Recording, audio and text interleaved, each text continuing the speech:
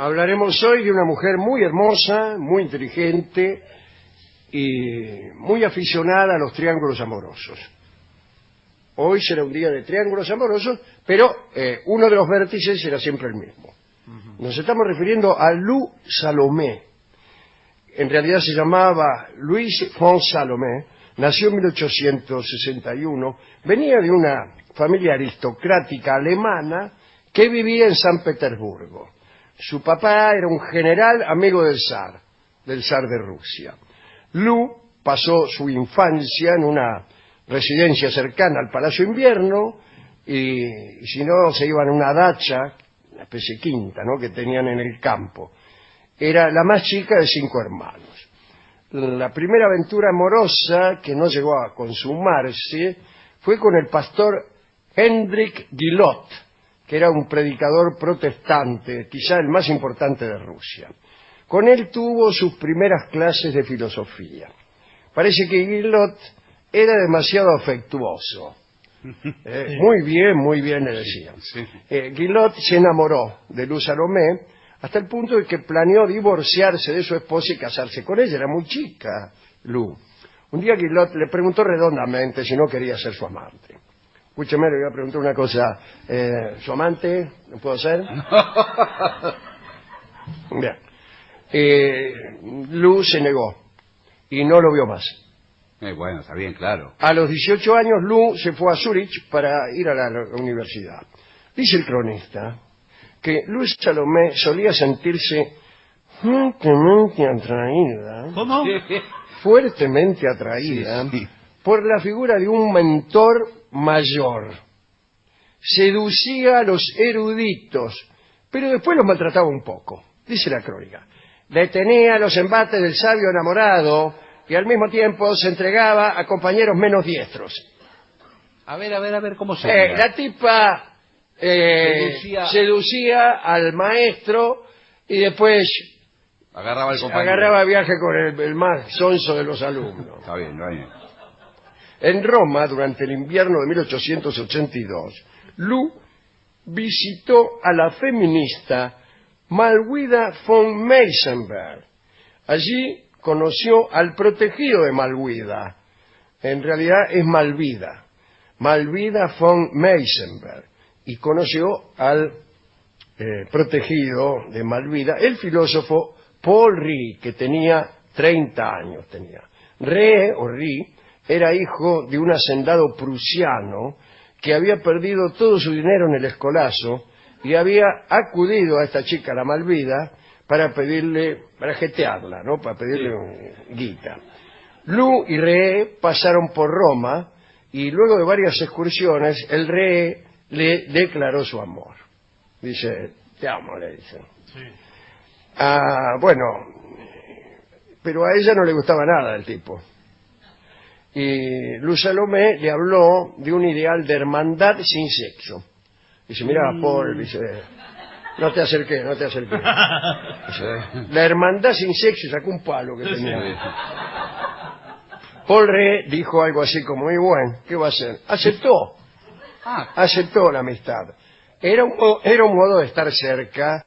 Claro. Habrá pensado el tipo, quizá un día se cae el techo y algo sucede.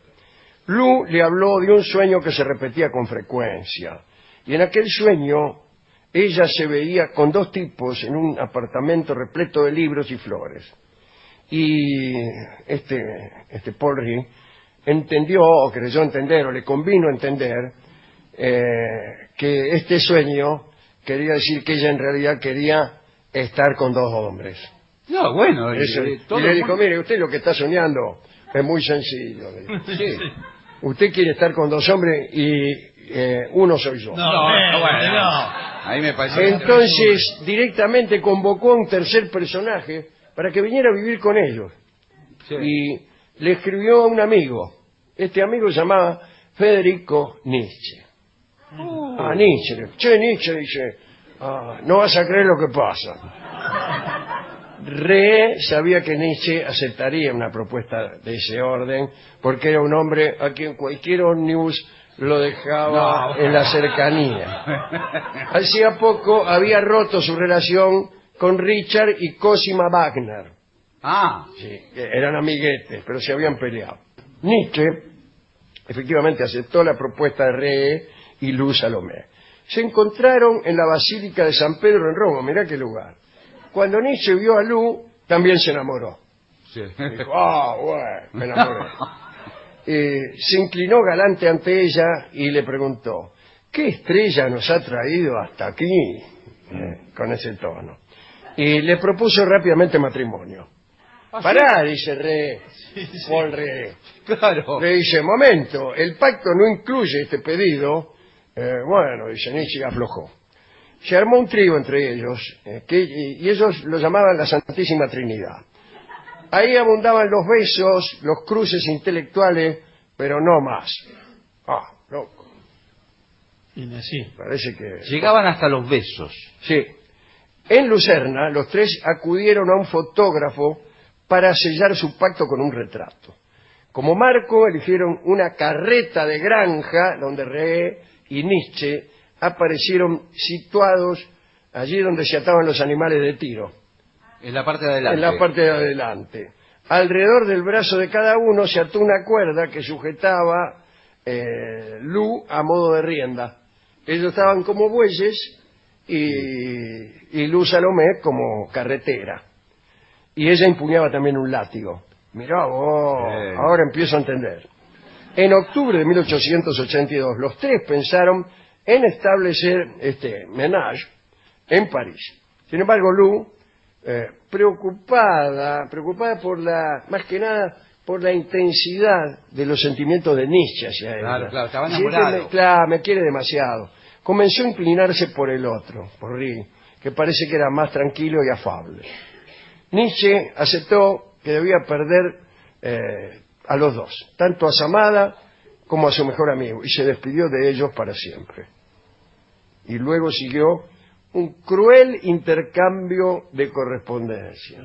Ustedes destrozaron mi vida, manga de sinvergüenza, qué sé yo. Influido por Lisbeth, su hermana, la hermana de Nietzsche desarrolló una intensa animadversión contra Luz. Decía que era un mono maloliente. Bueno, por favor. Amenazó con suicidios, alardeó de sobrevivir a una sobredosis de opio. Más tarde, su dolor lo llevó a una pronunciada misoginia. Luz no olvidó a Nietzsche. Presentó sus trabajos al crítico George Brand, que comenzó a divulgarlos. En los siguientes 5 años, Luz Salomé y Paul Rie vivieron rodeados de un grupo de intelectuales en Berlín. Las relaciones sociales se centraban en Luz, que era llamada excelencia, mientras que de Rie decían que él era la dama de honor. Luz atormentó a Rie, permitiendo que hombres brillantes la cortejaran. La tipa le daba pifia, levantándose hombres brillantes en el Roxy. En 1887, Luz quiso casarse con Karl Andreas, un famoso orientalista, especialmente erudito en la civilización persa. Ella le pidió a Rie que se quedara para formar un nuevo ménage à trois. Rie se negó. No solo se negó, se mató. ¡No! Se mató, sí señor. Lo encontraron en un río suizo. Había saltado desde un acantilado. Algunos dicen que se cayó también, pero bueno. Bueno. Cuentan que Karl Andreas, el otro, fanatizado por sus estudios, parecía un monje oriental, parecía. La manera como se dijo a Luz fue violenta. Ajá, así son los monjes orientales.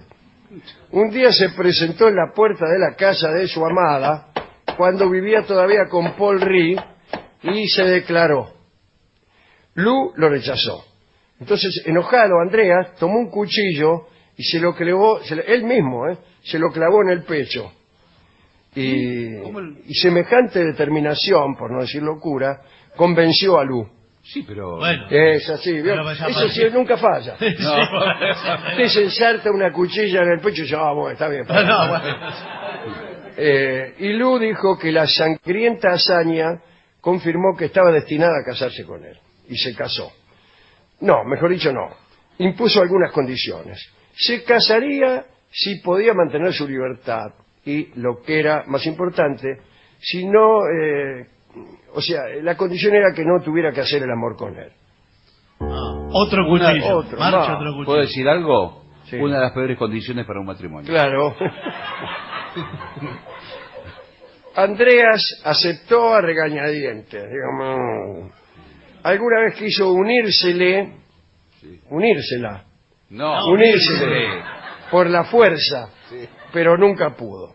Para tranquilizar a su esposo, Lou contrató a una tal Marie, que representaba el papel de esposa suplente para Andreas. Nuevo homenaje. Claro. Ahora eran Lou, la esposa suplente, Marie y Andreas. Los tres vivieron confortablemente. Y Marie tuvo 2 hijos de Andreas. Ajá. Mirá vos. Lo bautizaron Pirulo y eran felices los 3. Un día Lou se enamoró de otro muchacho. En 1897, un amigo en común de Andreas les presentó en Múnich nada menos que a Rainer Maria Rilke, que entonces tenía 22 años. Todavía no había escrito. Rilke la cortejó con la misma resolución que antes había demostrado Andreas, solo que no ofreció su sangre. Contó que tras haberla visto en una primera oportunidad, andaba siempre con un ramo de rosas caminando por toda la ciudad, temblando de impaciencia ante la posibilidad de encontrarla por azar en alguna parte. Andaba con un ramo de rosas, y si la encontraba, este ramo de rosas para usted. Pero no la encontró. Al final la encontró, pero en una reunión, y se le declaró, Sí. y ella lo aceptó. En Múnich vivieron entonces Andreas, Lou y Rilke, y fueron felices. Ella y su esposo Andreas se encargaban de corregir las poesías que escribía Rilke. Por su parte dicen que Andreas había adoptado una estrategia. Había elegido de entre todos los pretendientes de su esposa el hombre con quien mejor se llevaba a él. Claro. O sea, la elección de Rilke también había sido de Andreas. Pero el trío se unió todavía más cuando en 1899 se embarcaron en un largo viaje a Rusia. Entre los recuerdos más interesantes, los 3 pudieron reunirse con León Tolstoy y conversar con él. Andreas se mostró encantado cuando el escritor ignoró a Salomé y a Rilke y lo interrogó incesantemente sobre Persia. Era un pequeño triunfo ante su joven y cercano competidor, ¿no? Especialmente ante Rilke. Bueno, cuando Lou cumplió 50 años, porque el tiempo pasa, ¿no? Sí. Acudió al Congreso sobre Psicoanálisis de Weimar en 1911. Ya había escrito 10 novelas, un estudio sobre Nietzsche y docenas de artículos sobre una gran variedad de temas. La relación con Rilke había terminado. Rilke murió joven, en 1926, no tan joven, y pidió que Lou Salomé lo visitara en su lecho de muerte, ¿no? Y no fue la tipa. Por entonces, Andreas vivía solo en Gotinga, esperando que su mujer se reuniera con él en algún momento. En aquel congreso, ¿no es cierto?, en el Congreso de Psicoanálisis de Weimar, 1911, Lou conoció a Freud. Bueno, lo sedujo. Pero, Y siguió con aquella costumbre, sí, porque además de seducir a Freud, enamoró también a uno de sus discípulos, el médico croata Víctor Tausk, que Lou eligiera a Tausk como amante, lo enfureció a Freud. Sí, claro. Y escribió sobre Tausk como un ave de rapiña, pero bueno, se sometió a este nuevo homenaje, esta vez en casa separada. Algunos dicen que Lou en realidad se había propuesto seducir a Tausk para acercarse al maestro, ante quien el discípulo, podía presentarse. En 1913, Lou puso fin a su relación con Tausk, pero este muchacho, desesperado, se castró. Discúlpeme. Bueno. El otro ya tenía el cuchillo en el pecho. Sí, Bueno, claro. Este insistió. Pero no, este se castró y después se pegó un tiro. Ah, Claro, no iba a ser al revés. No. Lu empezó a estudiar psicoanálisis, claro. Sí, sí. Si tengo un novio, Hubiera empezado antes. lo abandono, se castra y se mata, yo empiezo a estudiar Sí, psicoanálisis. sí. Freud, que sentía devoción por ella, le facilitó pacientes.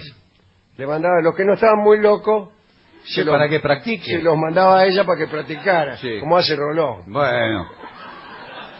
No, señor. En algún momento se pelearon, porque ella adhirió a las ideas de Adler, que eran vapuleadas en el terreno freudiano, ¿no? Y Lu llegó a ser psicoanalista de Anna, la hija de Freud, mira vos. Cuando sus relaciones con Freud terminaron, Lu regresó a Gotinga, ¿con quién? Con el marido, Carl Andreas, hasta que el orientalista murió en 1930. El ascenso de los nazis fue muy difícil para Lu, ya que Lisbeth Nietzsche, la hermana de Nietzsche, visitada por el propio Hitler, comenzó a difundir el rumor de que Lu era finlandesa y judía. Lisbeth odiaba a Lu, dirigía los archivos de Nietzsche y los usaba para modificar sus pensamientos, los pensamientos de Nietzsche, con el fin de hacerlo parecer un nazi. Bueno, algunos trabajan por ese lado, lo mismo que pasa con Wagner, ¿no? Odiaba a Lisbeth, a Lu, porque ofrecía un punto de vista de su hermano, Nietzsche, completamente distinto, que no respondía en absoluto a la coyuntura hitleriana. Lu Andrea Salomé murió finalmente en 1937 en Gotinga, a los 76 años de edad, a causa de una falla renal. Inmediatamente después de su muerte, en 1937, la Gestapo confiscó sus papeles y su biblioteca. Algunas cartas con sus amantes ilustres pudieron salvarse y fueron fuente de la historia que contamos. También hay, no que hay un libro, ¿no? La correspondencia de Lu Salomé, nada menos que con Hermann Hesse. Así que es muy muy interesante esa correspondencia, ¿no? Ahí, bueno, ya hablaremos un día de eso. Linda historia esta. Muy linda. Sí, y cuántas celebridades literarias, Sí. intelectuales. Así que hemos pensado ilustrarla con este tango que alude a estos tríos y se llama Tres Esperanzas. Claro.